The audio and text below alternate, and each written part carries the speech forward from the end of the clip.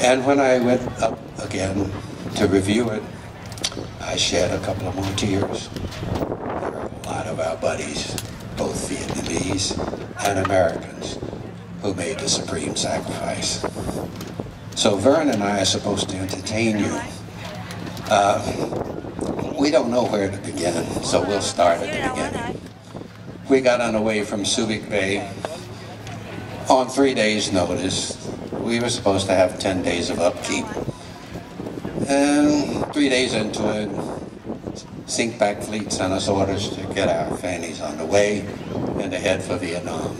In the process, we offloaded half of our air wing, and we imported 10 HH-53s that belong to the Air Force.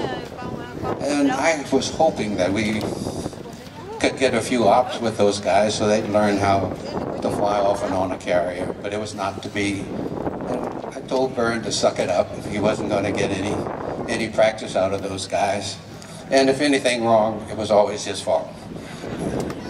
But, you know, that's the way of the world. We got out and we started the evacuation. And it started about 3 o'clock in the afternoon. And we launched those 10 HH-53s and they went to the beach. But en route, there were a whole bunch of Hueys coming back. And Huey is that little guy sitting right behind you. And if you can imagine, looking at the size of that Huey, that as many as 50 people got off of those Hueys. And of course, as I look around and we've all grown a bit, I don't think we can get 10 in there now. But we're working on it. And so these guys came and they were going, and into the middle of the night we were operating. Just remember, under those conditions, he doesn't get any sleep. I don't get any sleep. And so, you know, my wife will tell you that when I don't get any sleep, I get real crabby. So Vern will have to forgive me for all of the bad things I said to him. But he said some bad things back to me, so he got even. It's okay. But in any case, I'm going to let Vern talk to you, because this little airplane came out and started circling, and he dropped a couple of notes on deck. They went over the side. The last one, the fourth one, hit the crash truck and stayed on board. I didn't need a note. I knew what that young lad wanted. He wanted a place to land. I had an admiral on board said, "Tell him to ditch." I'm looking at this little airplane, and I could see the pilot in my glasses. I could see his wife in behind, and I could see that she was holding a child. And then there was one little head that you could see that was sticking out of the baggage compartment. I said, well, there are at least 4 souls on board, and there is no way that pilot is going to ditch that airplane. So my thoughts were either I gave him a place to land, or he was going to crash it on board. And Vern will tell you the flight deck was a mess. I mean, it was with hundreds of people, equipment, helos, and I don't know, if those of you who look behind you, there's a little red and white stripe along the flight deck. That's called the foul line. So everything has to be over the foul line in order to have permission for an airplane to land. So I told Vern, we're going to make a ready deck. Do you know what his answer was?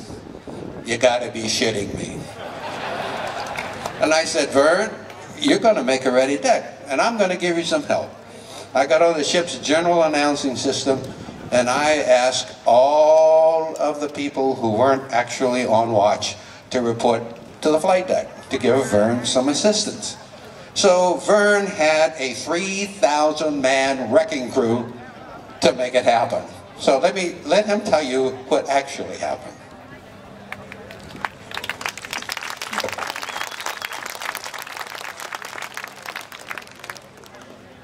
I looked at the flight deck. The skipper had just told me we're taking aboard this little bird dog aircraft.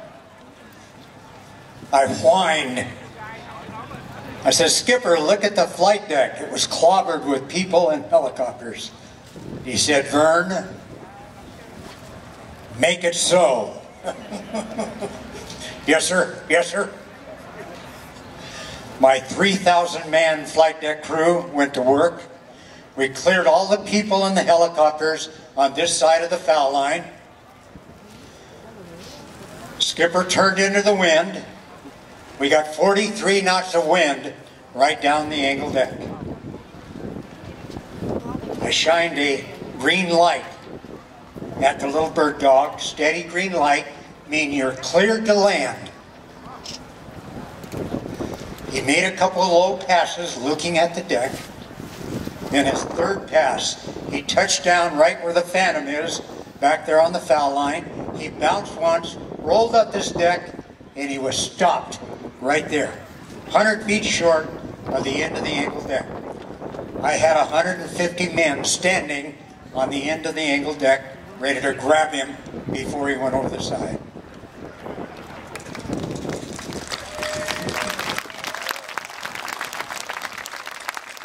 The Major and his wife crawled out of the cockpit. She's holding this little baby in her arms, and there are 4 little toddlers standing next to him. My flight deck crew is surrounding them, just whooping and hollering for joy, because they knew they had just saved their lives.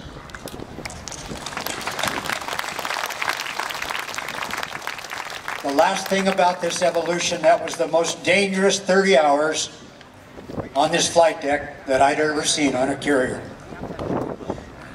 Many of the 50 Hueys that landed on our flight deck and the 853s many times were running out of fuel.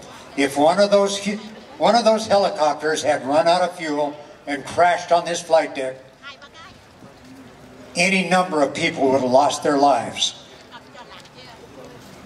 I'm here to tell you today, we did not lose one person.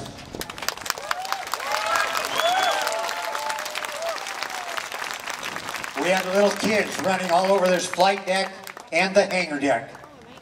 Not one little kid went over the side. That in itself was a miracle.